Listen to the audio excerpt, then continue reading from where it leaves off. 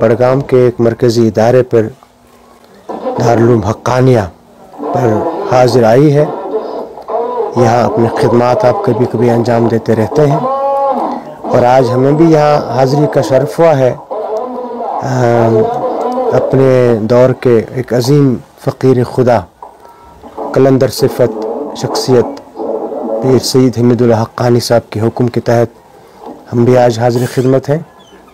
उनका ये इदारा यहाँ चल रहा है, उनकी पूरी टीम यहाँ मौजूद है, उनके खुदाम हज़रात मौजूद हैं। तो इस मरकज़ के इस ऑफ़िस पे आपने हमसे ये सवाल किया कि शब कदर का फ़लसफ़ा क्या है, मुसलमानों को किस तरह से इसको अंजाम देना चाहिए, गुजारना चाहिए। ये एक बहुत तवील मौजू है।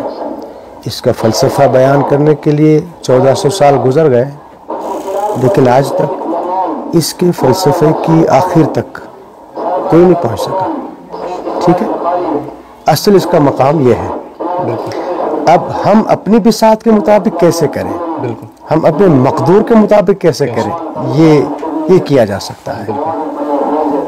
तो पहली बात यह है, जो कुरान मजीद में 30वें पारे के अंदर इस मुबारक और मुक़द्दस रात के नाम एक मुस्तकिल और मुकम्मल सूरत आई है, सूरतुल कद्र के नाम से, कि उस सूरतुल कद्र का जो टेक्सचुअल वर्जन है, यानी मतन उसका जो है, बिल्कुल उसके खुलासा पर ही अगर सिर्फ गौर किया जाए तो मेरे ख्याल से उसके मतन में जो मारिफ है उन तक अगर रसाई हो तो फिर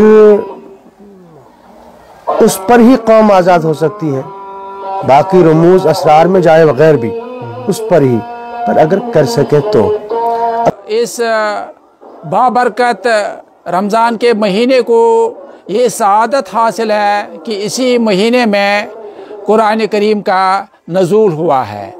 तो ये पैगाम तमाम इंसानों के लिए, किसी नस्ल, ज़ात पात, मज़हब के बगैर उनकी जानिब नाज़िल हुआ है। तो जो भी इस पे ईमान लाने वाले और अमल करने वाले हैं वो दुनिया और आखिरत में सलाह व फलाह पाएंगे। हमारा हक्कानी मेमोरियल ट्रस्ट हर साल नुज़ूल कुरान कॉन्फ्रेंस का एहतमाम करता है।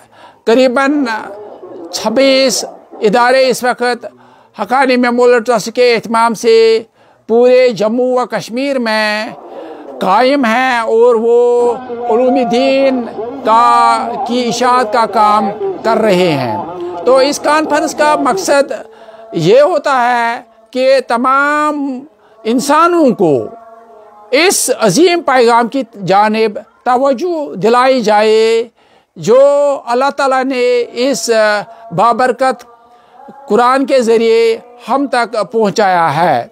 तो इस वक्त दुनिया में जो भी फितनो फसाद, तनाव, समाजी बिदात पनप रही हैं या जिन्होंने इंसानों को घेर के रखा है, उनसे बचाव, उनसे नजात का वाहिद ज़रिया कुरान ही है।